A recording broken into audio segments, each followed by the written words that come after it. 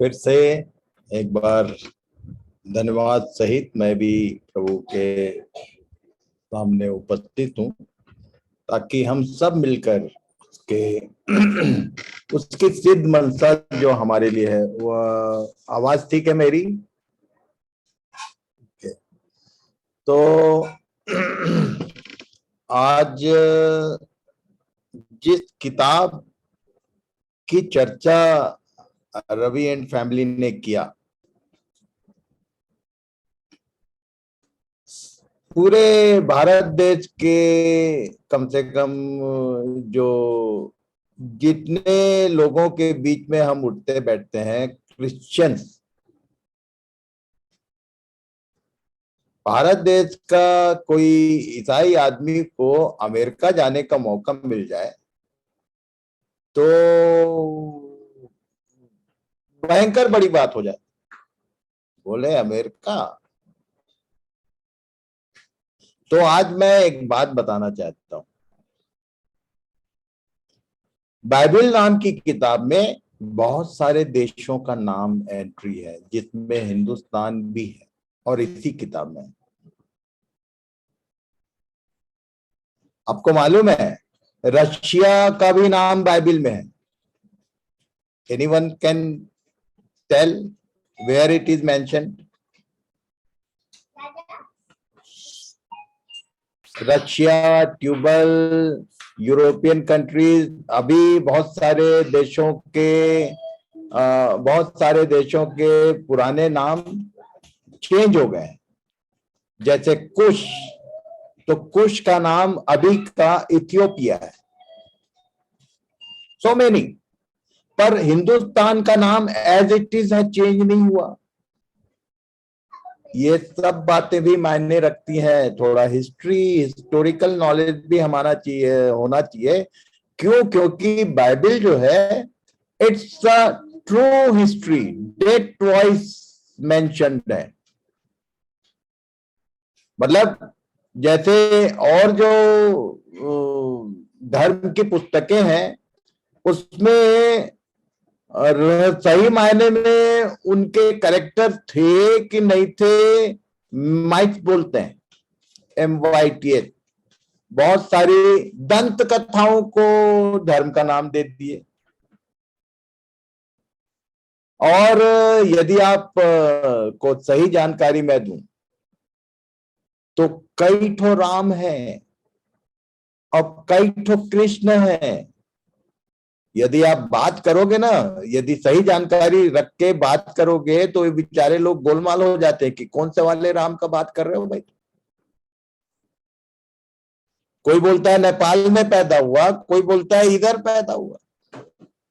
और उसका सही जगह के बारे में, ये चिवरी नारायण नाम क्यों है मालूम है? हमारे छत्तीसगढ़ में बोलते हैं इसी घाट पर राम को शबरी ने बेर खिलाए थे, जूठे बेर। इसका कहानी चिवरी नारायण।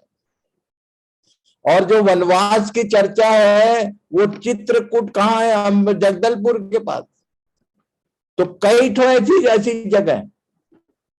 बाइबल का सत्यापन, it's a book of history, date wise बताता हूं मैं सब। कैसे बेबीलोन का बंधुआई आया, कैसे जेनेसिस का क्या बोलते हैं, इजिप्शियन बॉन्डेज आया। इजिप्ट वाज स्टिल, वो अभी भी है। तो जितनी चीजें बाइबल में सब एज इट इज है। प्रामाणिक प्रामाणिक किताब है, अप्रूव्ड, हिस्टोरिकल। और इसलिए हम लोगों को भी इन सब बातों का इसमें इंटरेस्ट होना चाहिए। देन यू कैन अप्रूव कि हम सच्चे परमेश्वर को जानते हैं और मानते हैं। मानना बोलने से मैं मुझको याद आता है कि एक बार बहुत पहले की बात है, भोपाल गया था मैं।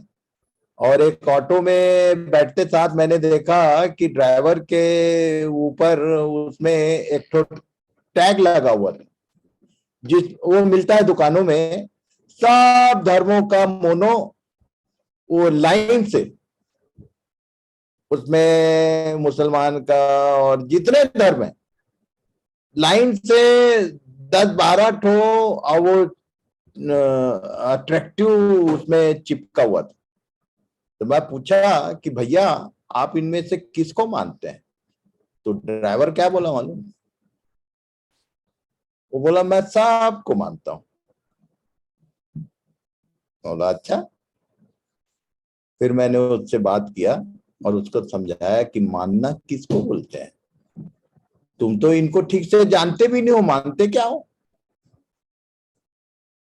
तो प्रभु को मानना it's a very different thing. उसका ज्ञान रखना, ये सबसे पहले तो ज्ञान, और उसके बाद जानकारी हो गई तो उसका मानना।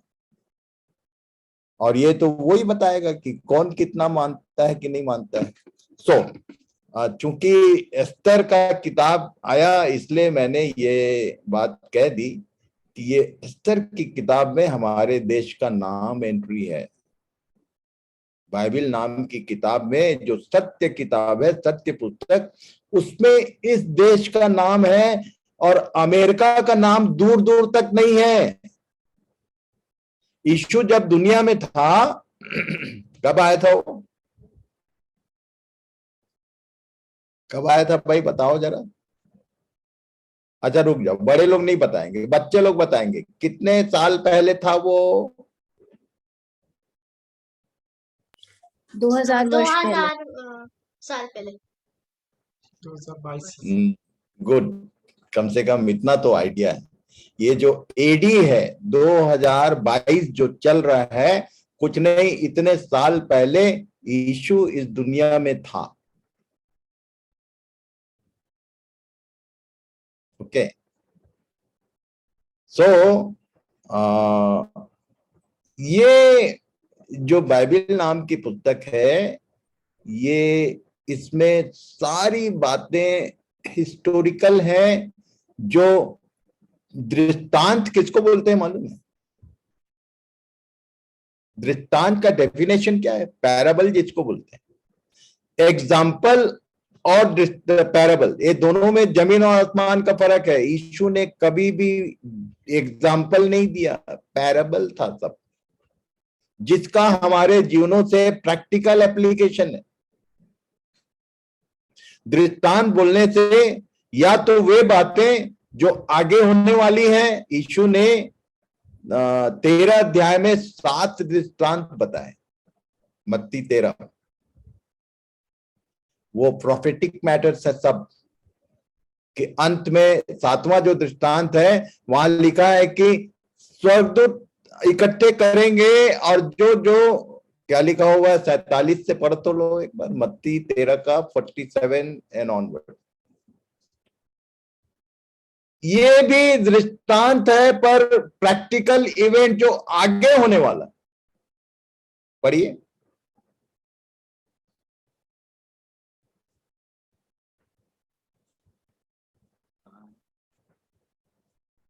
फिर स्वर्ग का राज्य उस बड़े जाल के समान है जो समुद्र में डाला गया और हर प्रकार की मछलियों को समेट लाया।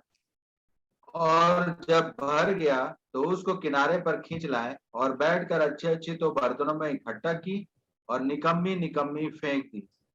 जगत के अंत में ऐसा ही होगा। स्वर्गदूत आकर दुष्टों को धर्मियों से अलग करेंगे और उन्हें आग के कुंड में डालेंगे। तो ये it was not a example, it was a parable. जो आगे होने वाला चीज को देख रहा था। और कल हम लोग पढ़े थे ये 1 कुरिन्थी 10 का 11, ये बातें जो उन पर पड़ी वो दृष्टांत की रीति पर थी। मतलब जो पीछे घटनाएं हुई, जो उस पौलुस को मालूम नहीं था, पर उसने जो भी देखा, ट्रू हिस्ट्री, चाहे वो फ्यूचर की हो चाहे पीछे की हो, इसी को पैराबल बोलते हैं। दृष्टांत का मतलब ये होता है। ओके, या तो पीछे हुई घटना का वर्णन है, या तो आगे कुछ होने वाला है इसके बाद, दो चीज। ओके, सो आज हम लोग अपने विषय में एंटर करेंगे फिर से। कल जहां रुके थे वहीं से आगे बढ़ेंगे।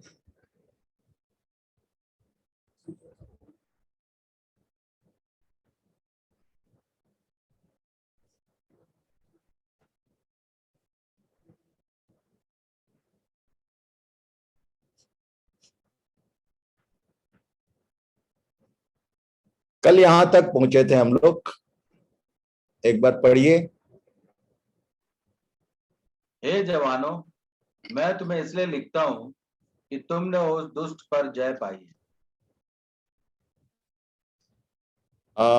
अमन, आज रिकॉर्डिंग ऑन है या नहीं? है ऑन है बाबू।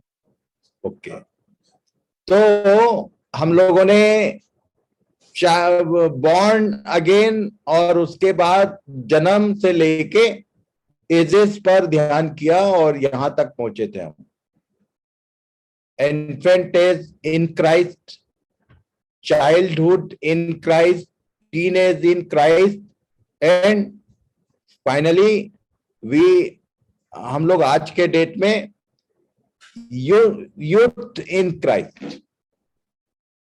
कौन है जवान? किसको जवान बोलेंगे? जिसने उस दुष्ट पर जय पाया। यदि जय नहीं पाया है, हारा हुआ व्यक्ति है, तो उसको परमेश्वर जवानों में गिनता नहीं। और तब जो बात हमने देखा था कल, पुराने नियम के लोगों की जब गिनती किया उसने, तो कौन लोग गिने गए? रेड लाइन को बार पढ़ लेना। जितने इस्राएली 20 वर्ष व उससे अधिक अवस्था के हों और जो युद्ध करने के योग्य हों। हाँ, तो नए नियम में बदल नहीं गया वो। Same thing is here also. तो ये फिजिकल एज नहीं है, ये स्पिरिचुअल एज। जन्म लिया, नया जन्म हुआ, उसके बाद जवान, जो जवान है, जो युद्ध करने के योग्य है। और युद्ध करने के योग्य बोलने से कल हमने ध्यान किया था, पढ़ लो। निदान प्रभु में और उसकी शक्ति के प्रभाव में बलवंत बनो, परमेश्वर के सारे हथियार बांध लो। सारे बड़े लोगों को मैंने बोला हुआ है 11-12 को जीवन बना लो, केवल याद मत करो। क्या जीवन बनाना है? कि बलपूर्वक बलवान बनना है। और यहां वो सिस्टम बताया है कि how you will be strong in him. तो फिर से पढ़िए। अच्छा, ये निदान शब्द जो है, ये जल्दी, ये कॉमन लैंग्वेज नहीं है। If you will see in English, क्या वर्ड है इंग्लिश में भाई? कोई एक आध जन। Finally, be strong in the Lord and Finally, his mind. Wait, finally, अंत की बात यह है कि तुमको प्रभु में और उसकी शक्ति के प्रभाव में बलवंत बनना पड़ेगा। क्यों? कॉज क्या है? आगे लिखा है, पढ़िए। कि तुम शैतान की युक्तियों के सामने खड़े रह सको, क्योंकि हमारा यह मल्ल युद्ध लहू और मांस से नहीं, परंतु प्रधानों से और अधिकारियों से और इस संसार के अंधकार के हाकिमों से और उस दुष्टता की आत्मिक सेनाओं से है जो आकाश में है। इसलिए परमेश्वर के सारे हथियार बांध लो कि तुम बुरे दिन में सामना कर सको और सब कुछ पूरा करके स्थिर रह सको। बस यहां लिखा है हमारा मल्ल युद्ध। मल्ल युद्ध का मतलब क्या होता है? मल्ल युद्ध फिजिकल होता है या स्पिरिचुअल होता है? मल्ल युद्ध का मतलब फिजिकल। दो पहलवान लोग आपस में लड़ते हैं, उसको मल्ल युद्ध बोलते हैं। Why the word is use? जबकि मल्ल युद्ध है और शारीरिक नहीं है, लोहू और मांस से नहीं है। किनसे है?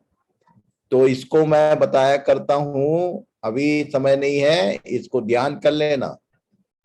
द किंगडम ऑफ डार्कनेस, जैसे जैसे कोई गवर्नमेंट होता है वैसे ही सिस्टमैटिक गवर्नमेंट है शैतान का। द पावर ऑफ डार्कनेस, उसमें क्या क्या है? तो प्रधान होते हैं, अधिकारी होते हैं, हाकिम होते हैं, और आत्मिक सेना बोलने से सिपाहियों का झुंड होता है। एक सेना तो वो गैरसैनियों के देश में एक ही व्यक्ति के भीतर सेना जो आकाश में है।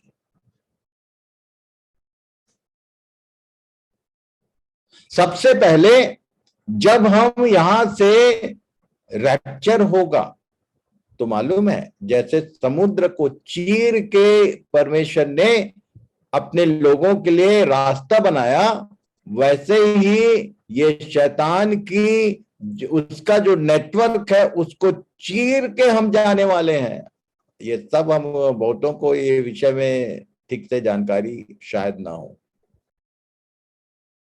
और आम आदमी तो जा ही नहीं। इवन 10 अध्याय यदि दानियल का पढ़ेंगे तो लिखा है कि दानियल बेचारा 21 दिन से प्रार्थना में भूख प्यास सब किनारे करके बिना, वो बोलते हैं, पानी भी नहीं पिया और उपवास सहित प्रार्थना कर रहा कि मेरे को इसका अर्थ समझा।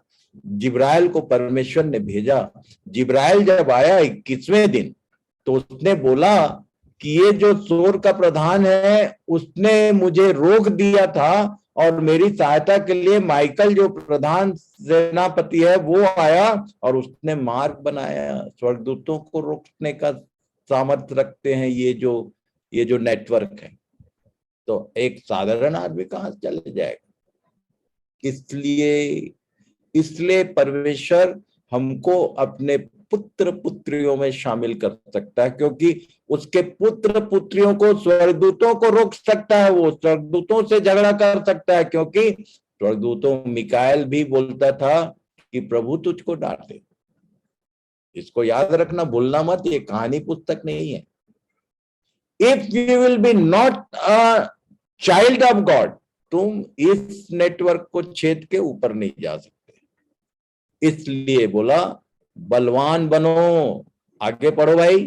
सो सत्य से, पढ़िए। तो सत्य से अपनी कमर कसकर और धार्मिकता की झिलम पहनकर और पांव में मेल के सुसमाचार की तैयारी के जूते पहनकर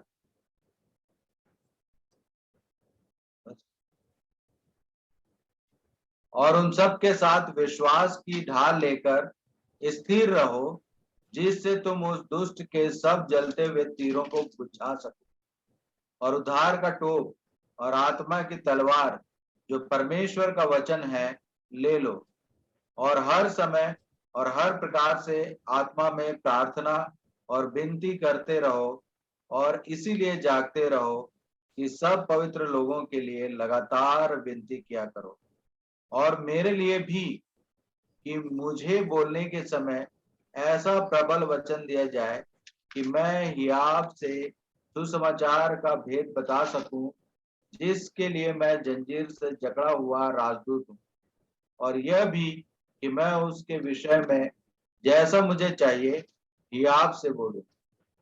मेरे बोलने में जो अधिकार है, और मैं सीधे बात करता हूं, किसी से दुनिया में मैं परमेश्वर को छोड़ के किसी चीज से कभी नहीं डरता, ना शैतानी शक्तियों से ना आदमियों से। ये इसके लिए जाना जाता हूं मैं पूरे भारत देश में। और मैंने एक ही चीज कमाया है 35 सालों में, क्या मालूम?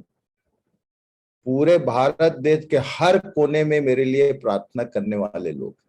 मैं किसी से पैसा लेता नहीं हूं, केवल एक बात बोलता हूं कि if you want to help me, just remember me in your prayers.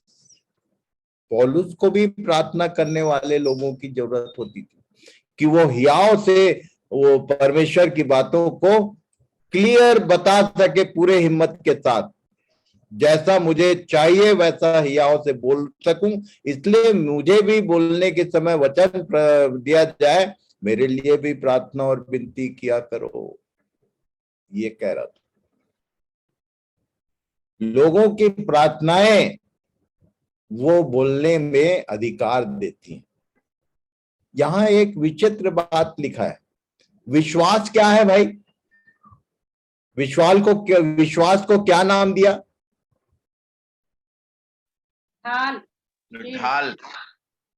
अच्छा ये बताओ, अभी हम लोग सबके पास विश्वास है, बाकी सब है कि नहीं अभी वो तो प्रभु जानता है। सत्य है कि नहीं, कि तुम झूठ बोलते ही नहीं हो। सबसे पहला बोला सत्य से कमर कस लो, क्योंकि झूठ का बाप तो शैतान है। तुम छोटा सा भी बात में झूठ बोले तो तुम्हारा बाप परमेश्वर नहीं, कांटा लेफ्ट राइट होते रहता है। कितना देर तक वो बाप रहता है और कितने दिन तक प्रभु हमारा बाप रहता है। भारत देश में जितने संस्थाएं हैं, ऑर्गेनाइजेशन है, उनका पेपर वर्क का रिपोर्ट है मेरे पास, कि कागजों में जितने ऑर्गेनाइजेशन हैं वो झूठा रिपोर्ट बनाते हैं। सच को झूठ, सच को झूठ, झूठ को सच, और एक कुछ भी लिखा लिखित में, और बिना भय के साथ। डर नाम का चीज नहीं, क्योंकि उनको ये सब बातें मालूम नहीं, ये सब बातें उनको कहानी जैसे लगती। विश्वास बोलते हैं, विश्वास it is a shield only, ढाल। ढाल के पीछे कितना देर तक छिपे रहोगे? क्योंकि अभी किम जोंग से चर्चा में है वो, अमेरिका भी कांप रहा है डर के मारे, ऐसा न्यूज वाले रीडर लोग बोलते रहते हैं। क्यों? वो ऐसा ऐसा मिसाइल बनाया है, उसका मिसाइल किधर से जाएगा का, ये कुछ नहीं, सैटेनिक माइंड है। ये क्या बोला? जलते हुए तीरों को, ये जलते हुए तीर क्या है? मिसाइल है, जो किधर से आएगा तुमको थोड़ी मालूम है भाई। दिखेगा तो तुम ढाल को उधर करके बच सकते हो, विश्वास को रख के। तो ज्यादा विश्वास का गाना मत। Don't say. विश्वास बड़ी बात नहीं है, याद रखना। ढाल से तुम ज्यादा देर तक अपने को बचा के नहीं रख सकते, तो ज्यादा विश्वासी बनने का नाटक करना भी मत, क्योंकि उसके साथ अंत में जो खड़े होंगे वो विश्वासी नहीं होंगे, वो विश्वास योग्य। They are not believers, they all are faithful, जो उसके साथ लास्ट वार में है। Examine yourself, are you faithful toward God? कि बीच बीच में छोटा छोटा चीज के लिए गप, नहीं मैं तो ना ऐसी गप लड़ा रहा था, ऐसा बोलते हैं लोग। इसलिए प्रभु सहायता करे कि यही तुमको जवान बनाएगा, वॉरियर।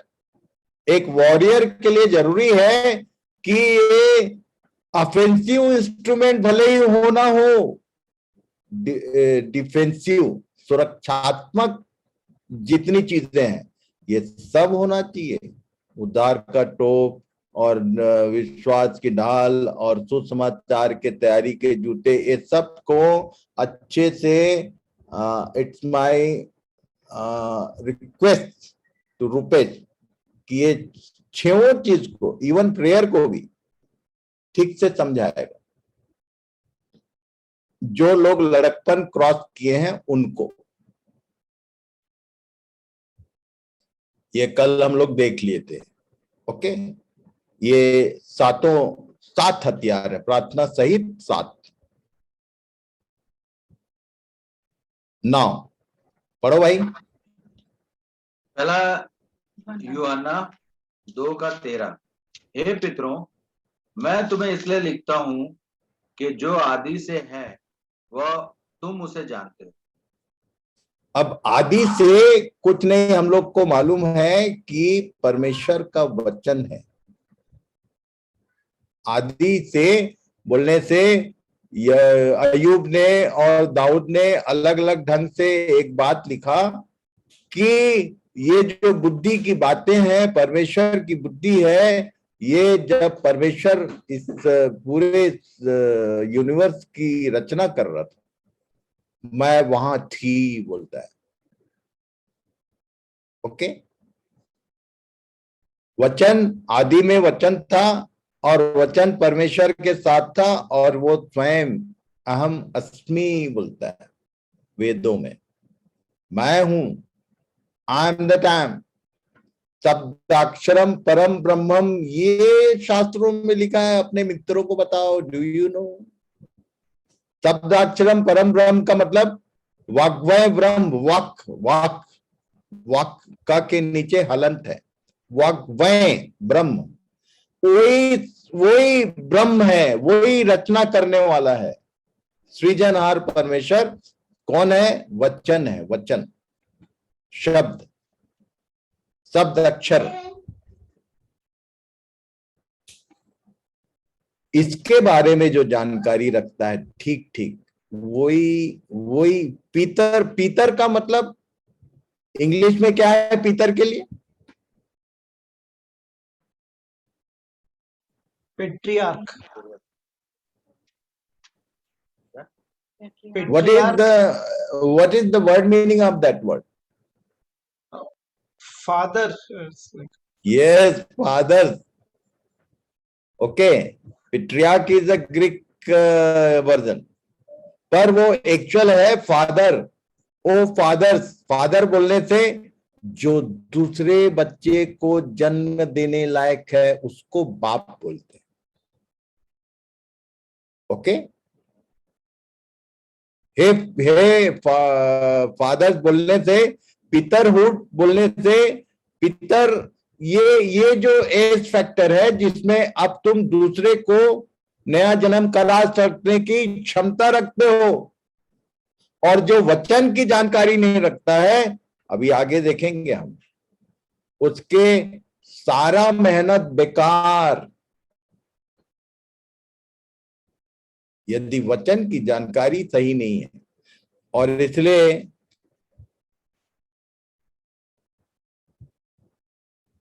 कई बार बहुत सारे लोग पूछते हैं मेरे से, how to read the Bible to be a mature one, या कई बार मैं ही पूछ लेता हूं कि do you know how to read the Bible? तो ना, बाइबल पढ़ने का एक से एक तरीका लोगों के पास है। एक जन बोला मेरे को कि भैया मैं आंख बंद करके बाइबल खोलता हूं और खोल के उंगली रखता हूं, और जो वर्ष में उंगली रखाया मैं बोलता हूं कि प्रभु ने आज के दिन ये वचन मुझको दिया। Very good.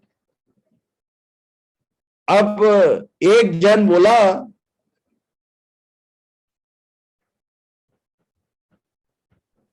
इसको पहले पढ़ लो फिर बताता हूं। एजकेल 3 चैप्टर 1 से 3। तब उसने मुझसे कहा, हे मनुष्य के संतान, जो तुझे मिला है उसे खा ले, अर्थात इस पुस्तक को खा, तब जाकर इस्राएल के घराने से बातें कर। तो मैंने मुंह खोला और उसने वह पुस्तक मुझे खिला दी। तब उसने मुझसे कहा, हे मनुष्य के संतान, यह पुस्तक जो मैं तुझे देता हूं उसे पचा ले और अपनी अतड़ियों इससे भर ले, अतड़ियों। तो मैंने उसे खा लिया और मेरे मुंह में वह मधु के तुल्य मीठी लगी। यहां एक जानकारी दिया कि ये जो बाइबल नाम की किताब है, दुनिया में एक ही पुस्तक है जिसके बारे में लिखा है कि इस पुस्तक को पढ़ना नहीं है, इसको खाना है। अब गांव में एक जन को मैं जब गांव में समझा रहा था कि इसको खाना है भाई, तो एक बेचारा इनोसेंटली जवान पूछ लिया मेरे से कि रोज कितना पन्ना खाना है। मतलब वो सोचा कि फाड़ के खाना है। खाने का मतलब व्हाट इज लिसनिंग, वह जो तुम सुन रहे हो तुम्हारे अंदर गया क्या, और उसके बाद मुंह खोलना। इजरायलियों से बात करना है तो पहले तो इस पुस्तक को खा। और तब यहां लिखा एक विचित्र बात कि मैंने मुंह खोला और उसने खिलाया। एक किसको हम लोग हाथ से खिलाते हैं?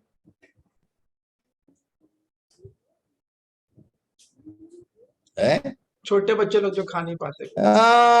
जो बॉन्ड चाहे सिस्टम वही है। तुम एक दिन में 5 किताब पढ़ दिए, अभी जन्मा नहीं है और सीधा रोटी खाना, नो चांस। ये बोला कि जो पुस्तक तुझको मिला है तो तू हिसाब से खाना, और इसको पचना जरूर है, क्योंकि ये किताब क्या है मालूम है? मेमने का मांस है, नॉनवेज है। नॉनवेज को उल्टा सीधा खाया तो एक ही काम होता है, अनपच। ये बोला पचा ले, अनपच हो गया तो क्या होता है मालूम है? खाना अंदर खाया, अंदर गया खाना और वो पचा नहीं, तो क्या होता है?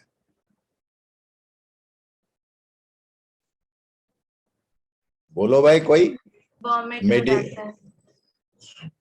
2 काम होता है, या तो ऊपर से या नीचे से, 2 ही काम होता है, अनपच होता है। और यदि 2-4 बार हो गया ना, तो जो खाना हम एनर्जी के लिए खा रहे हैं, ग्लूकोज चढ़ाना पड़ जाता है हॉस्पिटल ले जाके, उल्टा कमजोर कर देता है। इसलिए पचना जरूरी है। अच्छा मान लो किसी का अनपच हो गया, पचा नहीं, खाया बहुत बढ़िया खाना था, मांस खा रहे हैं मेमने का, और नहीं पचा, अब उसके बाद अनपच में है वो, उसका पेट है पूरा खराब, पेट खराब होने से दिमाग खराब, सब चीज डिस्टर्ब हो जाता है। अब उस समय में कोई एक बहुत बढ़िया हैदराबादी बिरयानी ला के देगा, पेट खराब है, अब कोई बिरयानी ला के दे रहा है, तो जिसका पेट खराब है, जिसका पचा नहीं है पहले वाला, वो क्या करेगा? नहीं खाओ, रहे दे। मैं एक बात जानता हूं, तुम इतना अच्छा बिरयानी खा रहे हो, पचा नहीं, तो इससे अच्छा कुछ भी चीज आएगा तो तुम बोलोगे नहीं चाहिए भाई, रहने दो। इसलिए पचना जरूरी है, पचाना जरूरी है। और तब इजराइल के घराने से बात करने के लिए ये जरूरी था। जेंटाइल्स के लिए, अन्य जातियों के लिए क्या करना जरूरी? तो तुमको खुद पुस्तक बनना पड़ेगा ताकि लोग तुमको पढ़ सकें। पौलुस ने यही समझाया कि तुम हमारी पत्री हो जिसको लोग पढ़ते हैं। अन्य जाति तुम्हारे ये किताबी ज्ञान को कभी नहीं मानेगा, सुनेगा नहीं एक भी लाइन। तुम ईसाइयों को बता सकते हो, ईसाई बेचारा चाहे जानबूझ के चाहे मजबूरी में, तुम जो बाइबल की बात है तो कैसे विरोध करेगा? अन्य जाति और उनका हमारे लिए कोई जिम्मा नहीं है, ऐसा नहीं है भैया। वो उस दिन बोलेंगे कि हमारे बीच में थे, सत्य जानते थे, हम असतो माँ सदगमय बोलते रह गए, इन्होंने हमको बताया नहीं। क्यों? तुम्हारा जीवन उस लायक नहीं है कि तुम उनको 2 लाइन बोल सको। अपने अड़ोस पड़ोस में कितने लोगों को तुमने सुसमाचार सुनाने का प्रयास किया? तुम्हारा लाइफ स्टाइल उस लायक है भी नहीं, तो वो तो बोलते हैं कि अरे भाई तुम एक रास्ते में, मैं भी एक रास्ते में हूँ, जीवन तो एक ही जैसा है, तुम भी वही खाते हो, मैं भी वही खाता हूँ, वही लहू मेरे अंदर है, वही कपड़ा तुम पहनते हो, सब चीज से मैं जीवन। इसलिए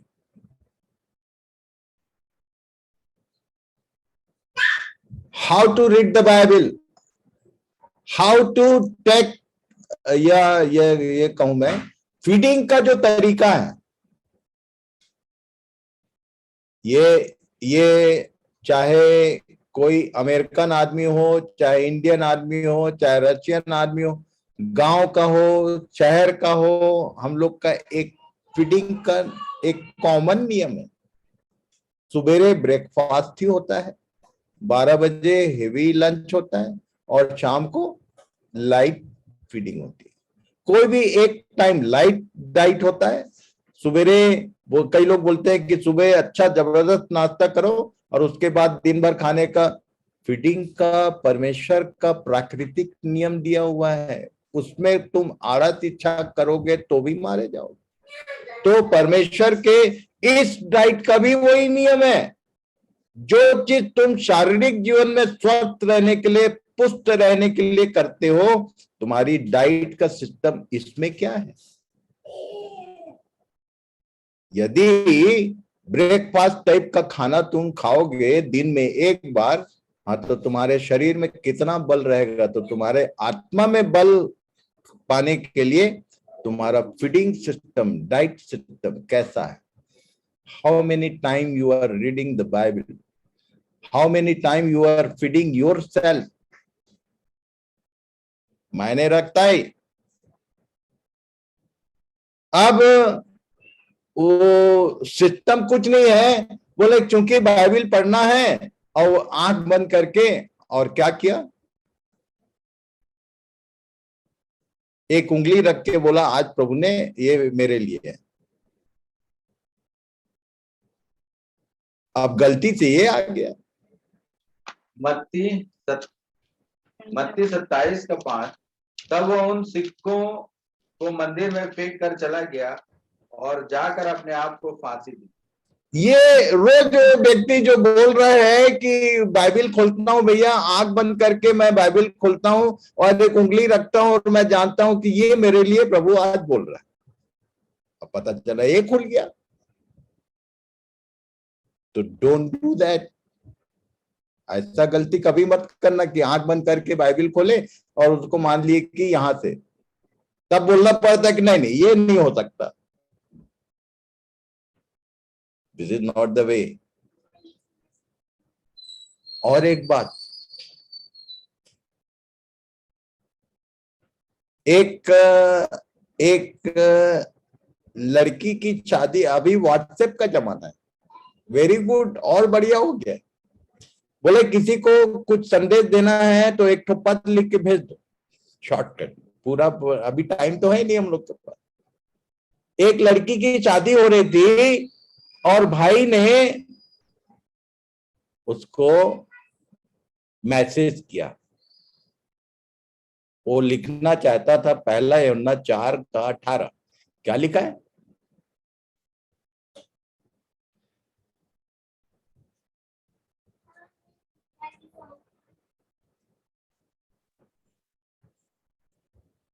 पहला यूहन्ना 4:18।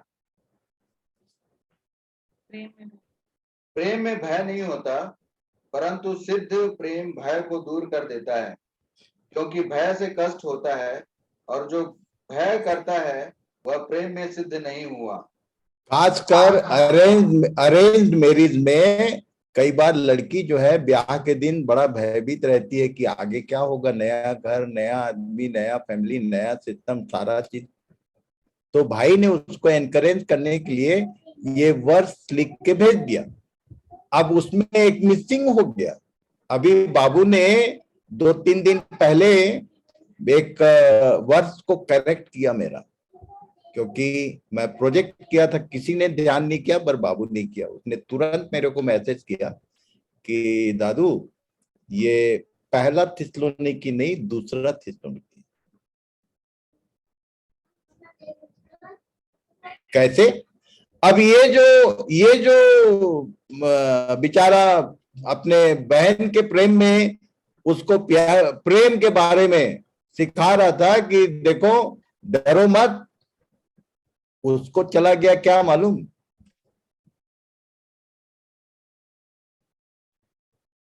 एक छूट गया, फर्स्ट जॉन छूट गया, जॉन 4:18 चला गया। पढ़ो तो जरा।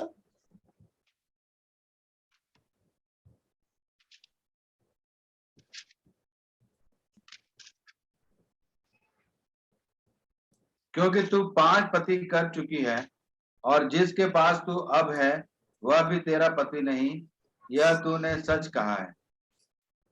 सोचो जरा, वो जिसको हिम्मत बनाने जा रहा था उसका क्या हाल हुआ होगा। क्योंकि बगल में पति बैठा है और वो भी व्हाट्सएप में देख रहा है। इसलिए ये सारा मीडिया हिसाब से यूज करो, और खासकर वर्सेस कहाँ याद आ रहा है कहाँ नहीं याद आ रहा है, ये सब कल तो मैं बता चुका हूं। Be careful. फाइनली पढ़ो भाई अमन। Be a good scholar of the Bible. कुछ भी आंख बंद करके अंधेपन में बाइबल मत पढ़ो। बी अ गुड स्कॉलर, एक अच्छे अध्ययन करने वाले बनो, क्योंकि वचन का सही अध्ययन ही तुमको बाप बनने में हेल्प करेगा। मैच्योरिटी तक ले जाने में ये अध्ययन के बिना मैच्योरिटी हो नहीं सकती। थोड़ा सुबह पढ़ लिया, थोड़ा शाम पढ़ लिया, और थोड़ा 5 मिनट ध्यान दे दिया। इस बच्चा यदि कौन कौन अभी कॉलेज और स्कूल पढ़ रहे हैं भाई? कौन कौन रेगुलर स्टडी में? छोटी है और अनाया, सब बच्चे। यदि जैसा बावला हम लोग बाइबल अध्ययन कर रहे हैं, शाम को थोड़ा आधा 1 घंटा और सुबह 5-10 मिनट, ऐसा यदि ये लोग पढ़ाई करना शुरू कर दे तो क्या होगा बताओ?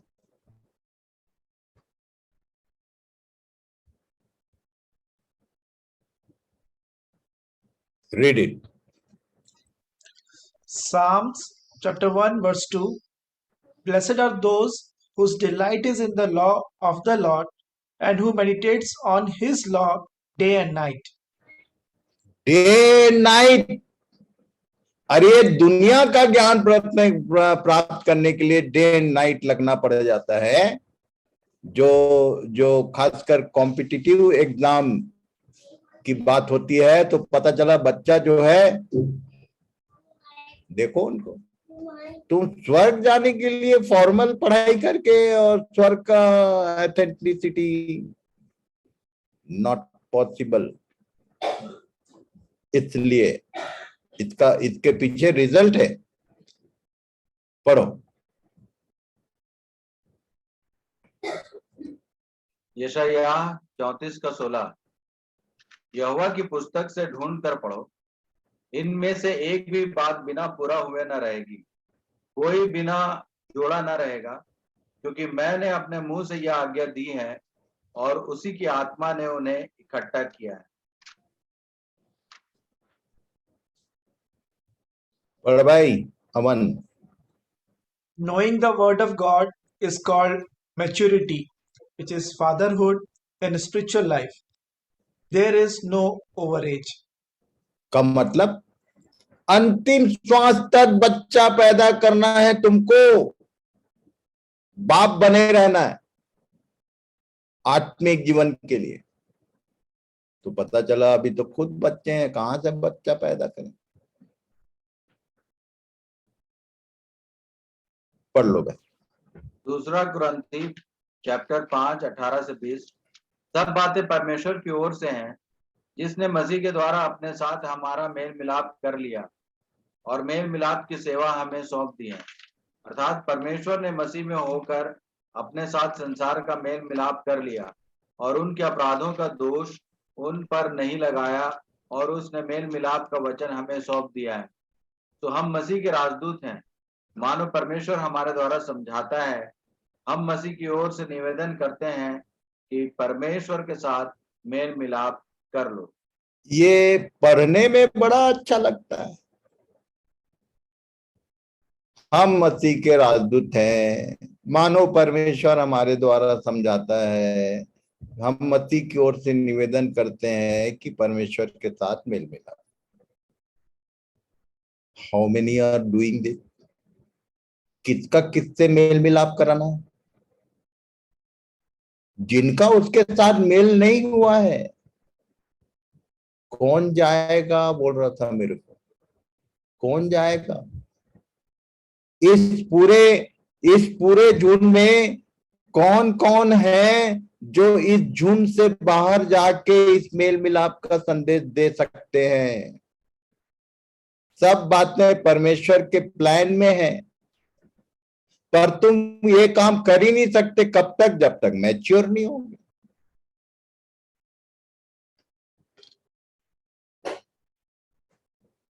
ये लाइन पढ़ते हैं अक्सर हम लोग। पहला जॉन चैप्टर 2 15-16। तुम न तो संसार से और न संसार में की वस्तुओं से प्रेम रखो।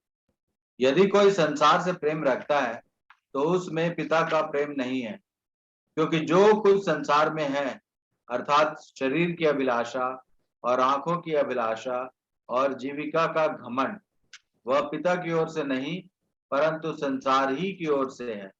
और संसार और उसकी अभिलाषाएं दोनों मिटते जाते हैं, पर जो परमेश्वर की इच्छा पर चलता है वह सर्वदा बना रहेगा। अब इन दिनों में परमेश्वर की इच्छा प्रकट हुई है, जितने लोग उस पर चलेंगे वो सर्वदा बने रहेंगे, और जो इसको दाएं बाएं करेगा वो जाने और उसका प्रभु जाने। ये हिंदी में थोड़ा गोलमाल है, इंग्लिश में क्या है भाई?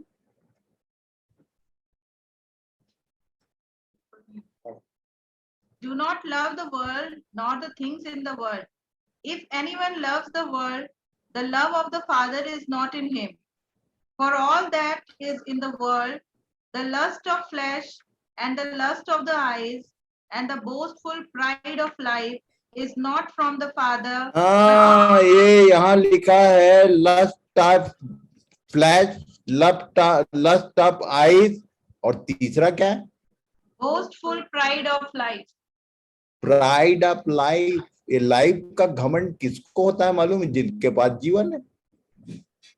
तो जीवन है बोल रहे हैं, पर जीवन है नहीं दूर दूर तक, पर घमंड उसका पूरा है कि भाई मेरे पास तो जीवन है। हम लोग जीवन वाले लोग। ये तुम में मैंने कुछ मार्क लगाया है, तुम ना तो। किसको तुम बोला मालूम है? ये पहला यूहन्ना 2 अध्याय जिसमें से हम लोग आ रहे हैं, पढ़ो भाई। 14 पद में क्या है? तुम मतलब कौन? हे पितरों, मैंने तुम्हें इसलिए लिखा है कि जो आदि से है तुम उसे जान गए हो। हे जवानों, मैंने तुम्हें इसलिए लिखा है कि तुम बलवंत हो और परमेश्वर का वचन तुम में बना रहता है और तुमने उस दुष्ट पर जय पाई है। हाँ, तो इसको याद रखना भाई। ये तुम बोलने से, संसार से प्रेम रखना, ऐसा वैसा, ये आम आदमियों के लिए है ही नहीं। ये एड्रेस किसको किया? those who are mature and those who are young in Christ, जिनके पास शील्ड है, जो वॉरियर्स हैं। मालूम है, एक उदाहरण दे दूं कि दाऊद बालक था, बच्चा था, अभी एनॉइंटेड नहीं था, पर उसने गोलियात को मार गिराया। दाऊद, पर दाऊद ने गोलियात को एक पत्थर से मार गिराया। इतना परफेक्ट निशाना, जबकि उसके गालों से लाली झलकती थी, ऐसा लिखा। छोटा बच्चा था। जब उसका अभिषेक हो गया, राजा बन गया, शाऊल को हटा के परमेश्वर ने बोला था मुझको मेरे मन के अनुसार एक जन मिल गया। जब वो मैच्योर बोलना हो, जो वॉरियर था, उसको बेत्शेबा ने गिरा दिया। इसलिए जो कुछ संसार में है, अर्थात शरीर की अभिलाषा, जब लोग युद्ध पर थे, इसने शाम के समय महल में से उठकर शरीर की अभिलाषा ने उसको गिरा दिया, आंखों की अभिलाषा ने उसको गिरा दिया, उसका जीवन का घमंड चूर चूर हो गया। तब फिर 51 अध्याय को लिखा, उसने उसको सरेंडर करना पड़ गया। मैं अपने अपराधों को जानता हूं, ये बोलना पड़ा। मेरी हड्डियां चूर चूर हुए जाती हैं उन अपराधों। ये व्यभिचारी और हत्यारा वेल प्लान करके उसके हस्बैंड को भी मरवा दिया। 2 चीज लगा था उसके ऊपर। कौन था ये? एनॉइंटेड किंग, जिसको परमेश्वर ने कहा था मेरे मन के अनुसार। इसलिए be careful those who are mature in Christ, those who are young in Christ. तो मतलब कोई तोप नहीं चल गया है। ये 3 चीजें हैं जिसको संसार बोलता है इससे सावधान रहना। ये शरीर की अभिलाषा में ये जो इजरायली लोग जो फेल हुए, इनका मुख्य काहे का प्रॉब्लम रहता था मालूम? 2 चीजें करते थे लोग, कुड़कुड़ाना और बड़बड़ाना। ये दोनों का डेफिनेशन क्या है? मर्मरिंग एंड ग्रुम्बलिंग, ये 2 डिफरेंट वर्ड है। ये 2 ही करते थे लोग, कुड़कुड़ाते थे और बड़बड़ाते थे। ये दोनों होता क्या है? अपना अपना सोच लेना भाई। अच्छा, काहे के लिए कुड़कुड़ाते बड़बड़ाते थे? कभी पानी के लिए, कभी मांस के लिए, कभी तो भैया मुझको याद आता है कोल्हापुर में एक जगह मीटिंग के लिए गया था मैं। और मीटिंग के लिए हम लोग जाते हैं खासकर पैशन वीक में, तो अलग अलग घरों में स्पीकर का खाना रहता है। एक बुजुर्ग फैमिली थी और उनके बच्चे नौकरी चाकरी में बाहर हैं। उन लोगों ने रिक्वेस्ट किया कि एक दिन हमारे घर में खाना रहे। हम लोग खाना खाने बैठे तो जो बुजुर्ग महिला थी वो परोस रही थी और हम लोग दोनों वो बुजुर्ग के साथ में मैं आमने सामने हम लोग बैठे। अब बैठे और जैसी मुंह में पहला निवाला गया ना, तो कभी कभी एक्साइटमेंट में कुछ कुछ गलती हो जाता है। पहला निवाला डाला उसने, बुजुर्ग ने, और थाली को जोर से, नीचे बैठे थे जमीन में, इतना जोर से खचकाया नहीं कहना चाहिए, फेंक दिया। और क्या बोला मालूम? 4 बच्चों की माँ हो गई, अभी तक तुमको सब्जी बनाना नहीं आया। क्यों मालूम है? वो बेचारी नमक डालना भूल गई। ये जीभ का टेस्ट इन लोगों को मरवा दिया। वो गंदने, वो लहसुन, वो प्याज, तुम यदि खाने के बारे में एक भी लाइन बोले कि अरे ये जम नहीं रहा है, तो मैं बोलता हूँ, मैंने उसको सीधे बुजुर्ग को बोला कि मतलब जब नॉर्मल नमक वमक डाल के बेचारी लाई, खाना वाना खाए, तो निकलते समय में बोला कि आप स्वर्ग नहीं जाओगे, आप नरक जाने वाले। सीधे बोला हाँ ठीक। उसको बड़ा गुस्सा आया कि यार एक तो एक जवान मतलब छोटा बच्चा है, और बुजुर्ग के हिसाब से वो छोटा ही बच्चा है, वैसे भी मैं दिखता नहीं हूं कहीं से। तो वो मेरे को बोला, ऐसा कैसा बोला? मैं बोला नमक के लिए इतना चिल्ला चिल्ली मचाया? पूरे इतने हजार लाखों इजरायलियों को परमेश्वर ने जीभ का टेस्ट के कारण मारा। ये लोग पानी कड़वा है तो फलाना ऐसा है। वो केवल खाने पीने का सामान, जो व्यक्ति खाने पीने के टेबल में बैठ के खाने पीने के विषय में बात करता है वो नहीं जाएगा स्वर्ग। 101% आई एम कंफर्म। इसको याद रखना। जो सामने रखा है धन्यवाद के साथ चुपचाप खा लो, इसी में भलाई है। जब परमेश्वर ने उनको नहीं जाने दिया तो तुमको कहां जाने देगा? जब उसने उनको नहीं छोड़ा तो तुमको भी नहीं छोड़ेगा। लिखा है बाइबल में, सब जानते हैं, फिर भी करते वही हैं जो बाइबल के अनुसार उचित नहीं है। Those who are mature, तुम याद रखना। Don't say anything about Khan पान। ये लोग पूरा 40 साल केवल इसी में मर गए। शरीर की अभिलाषा, आंखों की अभिलाषा। वो मछलियां याद हैं, वो मांस याद है। जलील भाई का क्या बोलते हैं, खस्सी याद है। ये तुमको डुबाएगा, तुम कोई भी क्यों ना हो। कोई केवल हम भाई को नहीं याद दिला रहा हूं। खाते पीते समय बैठ के यदि मसालेदार चटपटा में कुछ गड़बड़ हो गया तो तुमने यदि मन में विचार भी कर लिया तो तुम मारे जाओगे। जब परमेश्वर ने उनको नहीं छोड़ा तो तुमको कैसे छोड़ने, तो अन्यायी ठहरेगा वो। याद रखना इस बात। ये संसार बोलने से कुछ नहीं, ये हमारे भीतर है। ये तीनों चीज हमारे भीतर है, बाहर नहीं है। संसार बोलते था तो हम लोग बाहर चले जाते।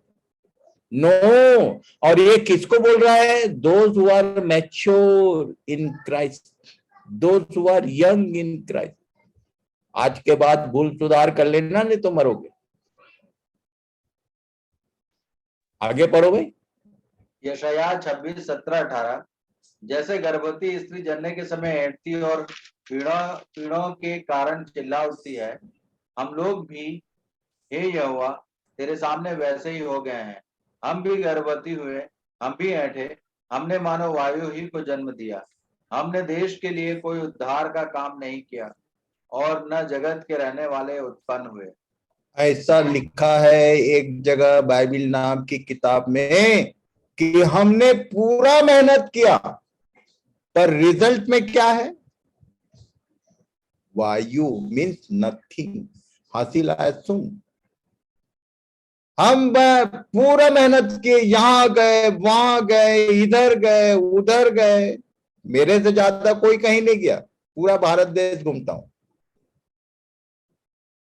पता चला हम भी गर्भवती हुए, हम भी ऐठे, हमने मानो वायु ही को देश के लिए उद्धार का कोई काम हुआ नहीं। काम बहुत दिखता है, बड़ा भागा भाग। कारण क्या है? पढ़ लो नेक्स्ट वर्ड। मरे हुए लोग जीवित होंगे, मुर्दे उठ खड़े होंगे। हे मिट्टी में बसने वालों, जाग कर जय जयकार करो, क्योंकि तेरी ओस ज्योति से उत्पन्न होती है और पृथ्वी मुर्दों को लौटा देगी। कैसे लौटाएगी?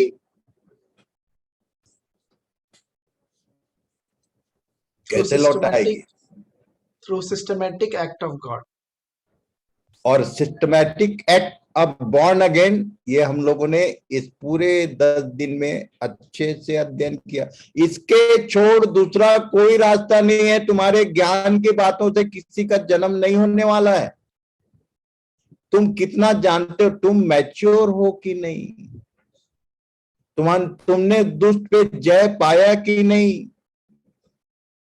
नहीं तो लोग बोलते हैं कि ठीक है तुम्हारी बात तो ठीक है, पर हम तुमको भी जानते हैं। और वो ये प्रेतों काम में बोला था बार यीशु को, दुष्टात्माओं ने उसका कपड़े फाड़ कर बोला कि हम पतरस को भी जानते हैं और बाकी सबको भी जानते हैं, तो तुमको भी जानते हैं, और उसको नंगा पंगा करके भेजा। तो याद रखना। पढ़ो भाई। यिर्मयाह चैप्टर 8 20 और 20 से 22। कटनी का समय बीत गया, फल तोड़ने की ऋतु भी समाप्त हो गई और हमारा उद्धार नहीं हुआ। पता चला पूरा समय बीत गया। 14 अध्याय रेवलेशन पढ़ लेना। उधर 2 कटनी है, खेत पक चुकी बोला और अंगूर की बारी की कटनी कर बोला। पुराने नियम के लोग और नए नियम के लोग। पता चला ये यिर्मयाह एक प्रोफेसी कर दिया कि कटनी का समय समाप्त हो गया, रैप्चर का समय समाप्त हो गया और हमारा उद्धार ही नहीं हुआ। उसी का गाना गाते रह गए। आगे। अपने लोगों के दुख से मैं भी दुखित हुआ, मैं शोक का पहरावा पहने अति अचंभे में डूबा हूं। क्या गिलाद देश में कुछ बलसान की औषधि नहीं? क्या उसमें कोई वैद्य नहीं? यदि है तो मेरे लोगों के घाव क्यों चंगे नहीं हुए? तो एक दवाई बांटने वाला, जिसने जीवन भर दवाई बांटा, वो हमारे बीच में है। जब दवाई देते थे तो मैं तो ऐसा भी देखा हूं हेम भाई को कि केवल पर्ची हाथ में लेते थे और जो कुछ लिखा है उसके अनुसार दवाई डाल के और दे दिए। कौन आदमी है इससे भी नहीं मतलब रहता।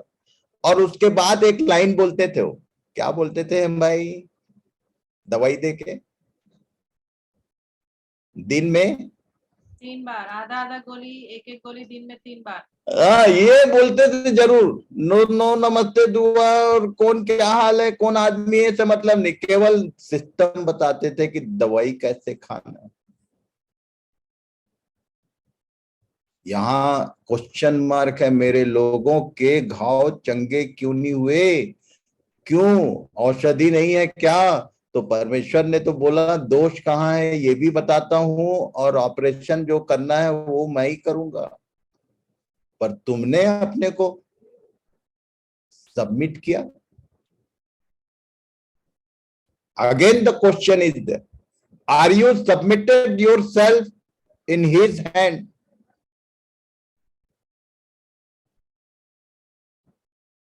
आज का समय हमारा पूरा हुआ। एक लाइन पढ़ लेते हैं। हम लोगों ने मुख्य रूप से इतना मेरे लिस्ट में है। सबसे पहला क्या ऊपर पढ़ो भाई अमन। born again, new creation. और उसका आज ये लास्ट लाइन था कि यदि एक तो तुम्हारा बॉर्न अगेन हुआ कि नहीं, और यदि हो गया तो अब तुम्हारे द्वारा दूसरों का बॉर्न अगेन हो रहा है क्या? तुम उस एज तक पहुंचे कि नहीं पहुंचे? उसके बाद कल से देखेंगे हम लोग 6 ages in 7 days। Okay, then solar system, then field building, and then last Adam, then temple and pot. As creator उसके कामों का वर्णन हमने देखा है। तो पहला काम आज ये कंप्लीट हुआ, बॉर्न अगेन का चैप्टर। यदि पहली बात तो ध्यान से देखो कि सिस्टमैटिक ये वे है, सिस्टम से बाहर कोई काम वो एक्सेप्ट करेगा ही नहीं। तुम्हारा नया जन्म हुआ भी, तुम्हारी दूध पीने वाली उम्र गई भी, तुम जवान हुए और तुम अब इस लायक हो गए कि तुम्हारे द्वारा दूसरों का नया जन्म। नहीं तो यर्मिया तो बोल ही रहा था कटनी का समय गया और सब फल बटोरने की ऋतु भी समाप्त हुई नहीं, और हमारा उद्धार ही नहीं। May God bless you all. Thank you very much.